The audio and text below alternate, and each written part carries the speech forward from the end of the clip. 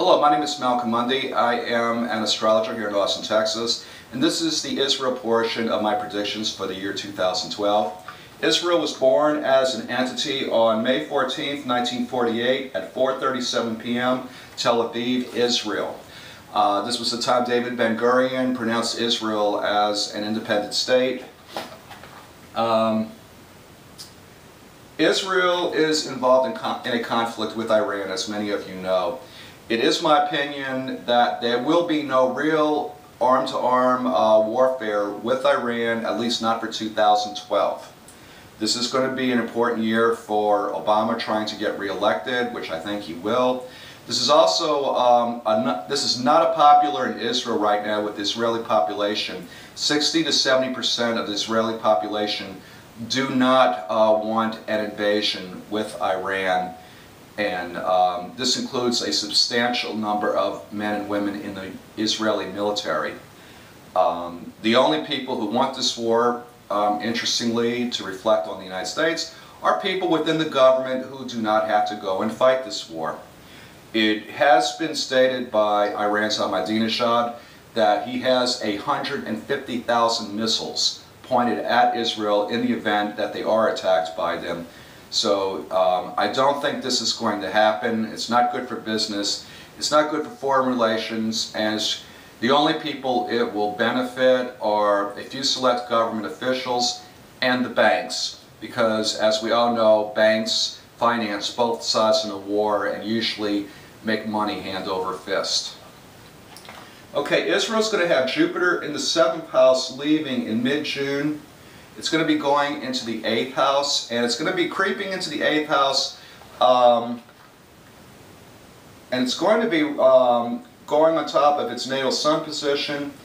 It's also going to be going over its Mercury position in the 8th house. So it's going to be sort of leaving the 7th house, creeping into the 8th, and then maybe wavering back a little bit, staying in the 8th.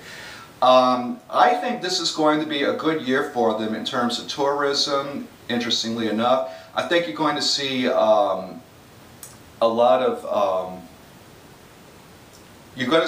their bank problems get solved. I think you're going to see some kind of breakthrough with this Iran situation, because I think that's going to be Jupiter conjunct Neptune.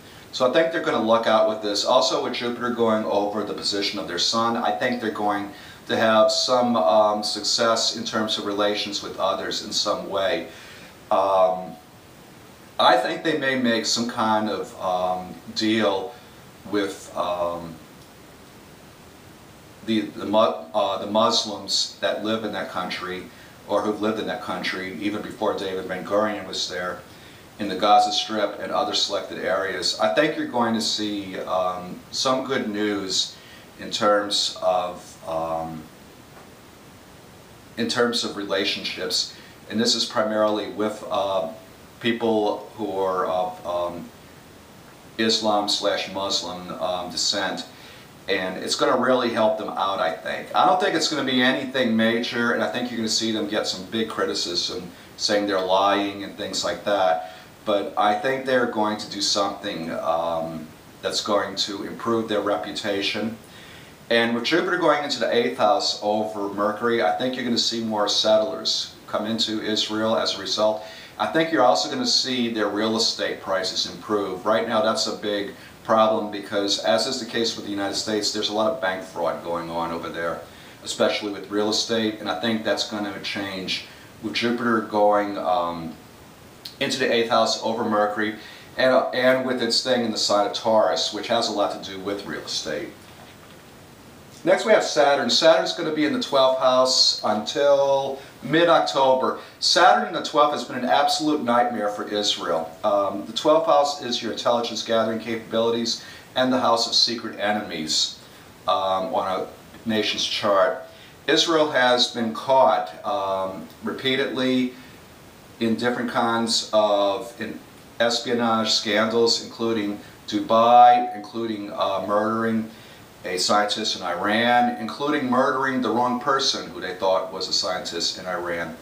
So this has not been a good year for Mossad, which is the Israeli intelligence agency, which is considered to be the best in the world. The good news is that it leaves the 12th house come mid-October. I think you're going to see them more isolated, more standoffish, and more neutral in terms of any kind of activity. Again, I think there's going to be some kind of important agreement reached regarding Israel and the Islam/Muslim people that live there. Uranus is going to be in the 5th house until May. It creeps into the 6th house and then goes back into the 5th house in November. This is going to be open criticism in a big way from the international community, but I also think it's going to mean a shocking response to such criticism. Uranus rules surprises and technology, and I think in this kind of position, I think you're going to see a big surprise to the open criticism on how they treat Muslim people who live there and stuff. I think you're going to see some kind of big response. I am aware this could mean a big shock in a nasty way to how they're going to respond to open criticism, which Israel has a reputation for. But I think this is going to be something more on the line of some kind of agreement with them, I think. Next we have Neptune. Neptune's going to be in the 4th house. And with Neptune in the 4th house, this I think is going to be disappointments in their real estate and probably followed by some glamorization.